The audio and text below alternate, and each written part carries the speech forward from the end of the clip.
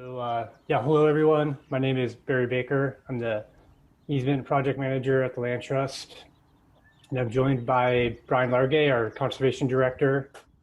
And today we're going to talk a little bit about Land Trust's effort to conserve farmland in the Pajaro Valley, as well as give an overview of our management strategies at the Watsonville Slough farm. Hello, Bryan.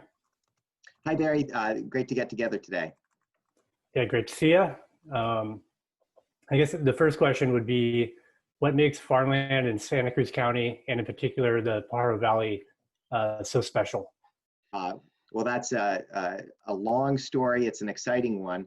You know, the farmland that we have here is easily among the best in the world. There are a whole host of things that make it so incredible. The first is the climate. We have this amazing climate of cool summer days that start with a nice blanket of fog, and as that burns off, a sea breeze comes in that moderates the temperature.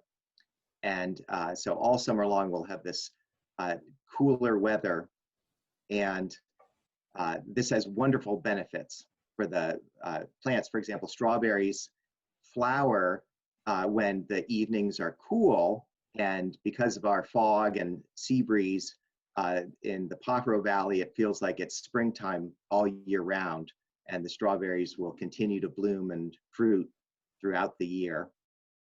The other great stuff we have in the Pajaro Valley are deep floodplain soils from the Pajaro River, very productive soils with excellent texture. And then we have 150 plus years of expertise from all over the world, people who've brought traditions of agriculture to our area and really figure out how to do it right. And what sorts of threats does the farmland face? You know, the agricultural industry has a lot of parts to it, and they all need to be working together. Productive soils and climate that we have are constrained to a pretty small patch of earth, about 25,000 acres in the Pajaro Valley. And urban expansion into those flat, easily developed landscapes that are close to the coast, that's a trend that has consumed much of the coastal farmland throughout California, and easily could do the same in our area were it not for land protections. Other threats include using up all the water. Almost all the water in the Pajaro Valley is groundwater, and it's possible for more to be used than replenishes the aquifers through rainfall and infiltration. And being so close to the coast, the seawater can seep into the aquifers from below and contaminate it, and that's potentially devastating. Obviously, the lettuce and the strawberries are very sensitive to salty water, so protecting our water resources is very important, alongside protecting this land base so that there's plenty of land to grow the food. Right. And what is the Land Trust primary tool for conserving some of this farmland? You know, the most efficient way for us to conserve farmland is through a conservation easement. This is where we purchase through a real estate transaction the development rights on a piece of property and leave all of the other rights with the landowner. So a farmland owner could sell us those development rights. We would extinguish them, and then they can continue to grow crops on the property. Maybe they have a single home site on a large piece of land where they could continue to live, or a relative could continue to live there. But the rest of the land would stay in agriculture in perpetuity. So conservation easements are far and away the most efficient way for us to protect farmland. And we have about 3,000 acres of them in the county. So in regards to a landowner selling or donating a conservation easement to the Land Trust, what are some of the benefits that they can receive?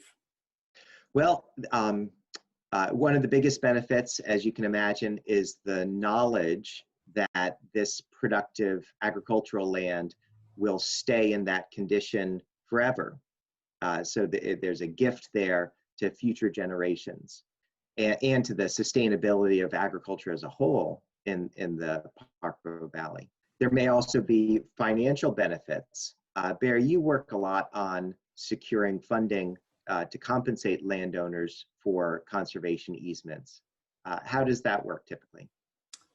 Yeah, so if a landowner is interested in selling a conservation easement to the Land Trust, we will typically, offer fair market value subject to an appraisal. And so the appraised value, that is the value of the development that is removed from the property. Is that true? That's correct.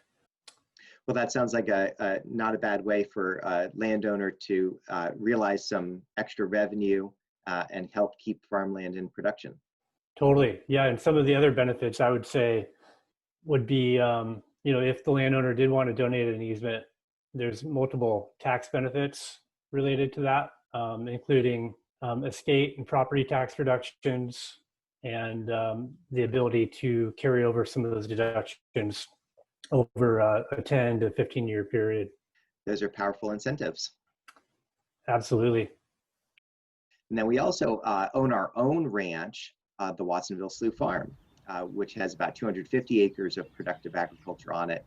And we take care of that land as a landowner and work very hard to ensure that the production of food on those acres is successful. Great. Yeah, that's it's a great example of how we combine multiple goals at the farm of sustaining productive agriculture, taking care of sensitive ecosystems, and promoting public access. So yeah, it'd be great to talk a little bit about some of the things we do at the farm, including promoting sustainable agriculture. Sure. As I mentioned, we have about 250 acres in agricultural production. Over the past several years, that land has been planted with strawberries and a wide variety of vegetables.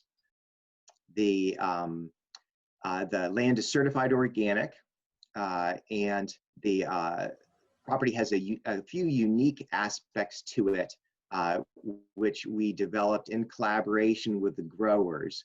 The way farmland works in our area is the growers are professionals at growing the food. The landowner is often different from the grower, and so we lease our land to growers who do a great job, and we work very closely with them to figure out how can we protect our soil and water resources and the habitat on our property while ensuring that the production of food is successful. Some of the practices on our farm to protect the soil, for example, is that every 4th year, each field is fallowed. It's planted with cover crop and allowed to rest for 9 months. Those cover crops restore carbon in the soil and help break cycles of pests. We also ask that our growers rotate between vegetables and strawberries, which helps prevent any one type of pest or weed from getting too much momentum. How else do we manage ecosystem health while leasing out farmland at the Watsonville Slough Farm? So agricultural operations can affect the environment in a variety of ways. And we pay close attention to all of them and do our best to protect the downstream and adjacent habitats while ensuring that the ag production is highly productive and profitable. One example is through sediment basins. Downstream of most of our big blocks of farmland are sediment basins, so if there is stormwater runoff in the wintertime, the muddy water washes into a holding area where the sediment settles out and clear water flows on to downstream wetlands and receiving waters. We also have a number of hedgerows planted around the property that attract beneficial insects and act as windbreaks. We have buffers planted of native vegetation between the farmland and adjacent wetlands to filter out stormwater and provide buffers, a whole bunch of different best practices. That's great. Can you, maybe stepping back a second, could you discuss how the Land Trust acquired the property and some of the agencies that helped us with that purchase? Sure. So the properties that make up Watsonville Slough Farm were known back in the 80s and 90s as the Tai and Chung parcels.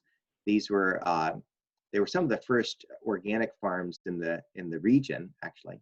And in the late 80s through the late 90s, there were numerous proposals to develop the property.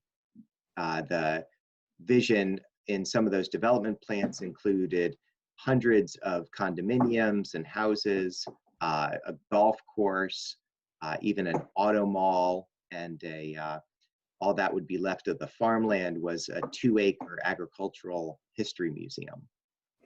And this was a vision that was not shared by a variety of local entities who teamed up to protect the property.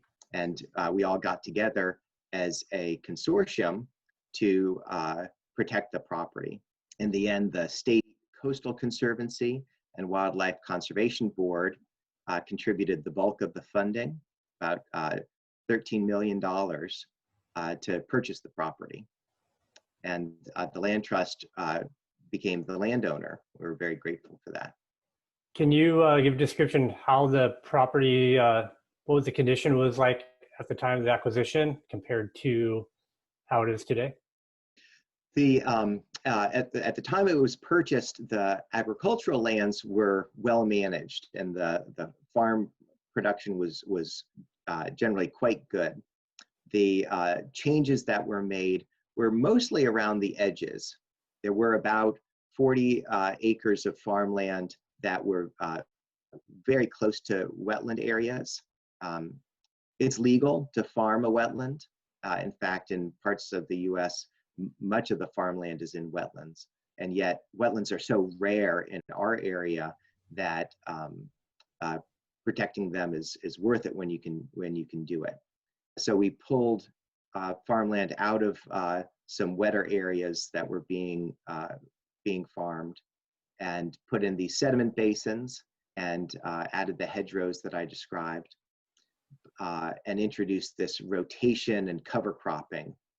But apart from that, the property prior to our acquisition was operated successfully in vegetables and strawberries and had been for some years.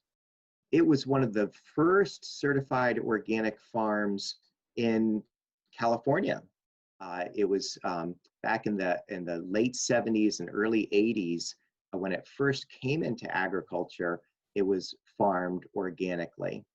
And so it never went through a conventional agricultural period where pesticides and synthetic fertilizers were used.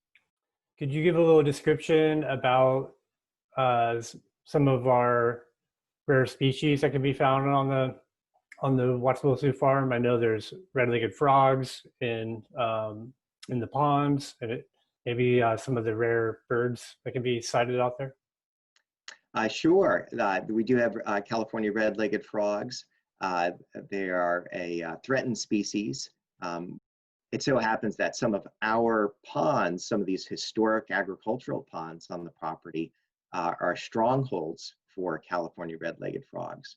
And so we take care of the ones we have, and we've added several more ponds in the hopes that the population will start to spread. Birds on the property are pretty exciting. There's a bird list that was developed over several years by volunteers from the Santa Cruz Bird Club. Almost 220 species seen on the property. Some of the more charismatic ones include peregrine falcon that perch on trees on our property and hunt the wetlands nearby. We also have a nesting pair of bald eagles that I've seen collecting grass, clawfuls or talons full of grass from our restored grasslands and carrying it off to build their nests. We get huge flocks of white pelicans that are very majestic, foraging in the wetlands and then soaring in big groups above. It's a fantastic place to go birding. Great. And do we offer the public opportunities to get out there and check out the birds? You know, we do bird walks several times a year, and we're very excited to develop trails, nature trails, that would allow people to get out there on their own. There's about 250 acres of property that's in agriculture, another 250 that's in pretty good habitat. And so the intention is to put the trails essentially in between the two. Mapping that out, we are looking forward to having about 5 miles of nature trails. These would include a few different boardwalks that would allow visitors to get pretty close to some wetlands and have an up close look at those. We're also collaborating with the city of Watsonville to establish a bike pedestrian path from the high school down to the entrance to the property. So it would be easy for school groups to come in and do a science class or an art class out on the property. Our hope is to open the property to the public in about 2.5 years. In order to do that, we need to go through a planning process, then secure permits, and build facilities like a parking area, some restrooms, and the trails themselves. One of the things that's very important to us is to have lots of community input. We care a lot about what people see when they get to the property, how they experience it, and we want the facilities and nature experiences to resonate with the people who live near the property and might go there regularly. So to make sure that that happens, we have scheduled a number of gatherings that were supposed to be hikes. We're going to have hikes to give lots of opportunities for people from the public to take a walk with us on the property and then share their ideas of what would make the place most special for them. And we've been stymied by the social distancing provisions associated with the virus and frustrated that we can't give people that opportunity. So we plan to make some videos available, have an online questionnaire that invites community members to share their perspectives. And then once it's safe and appropriate, if we can, we would love to have very small groups invited to go and explore the property in a safe and sustainable way so that they can give us feedback that's based on experience on the ground. Beautiful. If someone had questions about how they can get involved with some of the trail planning, who should they contact and how should they go about that? So our point person for coordinating community input is named Chris Miranda. He's on our website and you can find his contact information there. You're also welcome to track me down, Bryan.Largay at landtrustsantacruz.org. I can't say enough how exciting a place it is. The farmland is so productive. The produce on the property is in such abundance that on this one farm, enough vitamin C is produced and enough leafy greens are produced that 30,000 people could get a serving of vitamin C and a serving of leafy greens every day of the year. It's a thrill to be able to steward that resource. Exciting to see a future in the Pajaro Valley where agriculture continues forever. And we're really excited to do that side by side with these delicate habitats where we can protect them at the same time that we have agriculture be profitable and productive adjacent to them. And the prospect of getting people out on the property to show this all to them is really exciting. So to everyone who's watching or listening, come on out and get involved. We can't wait to hear from you and then see you out on the trail. Sounds great. Thank you so much, Bryan. Hey, thanks, Barry. Great talking with you. You too.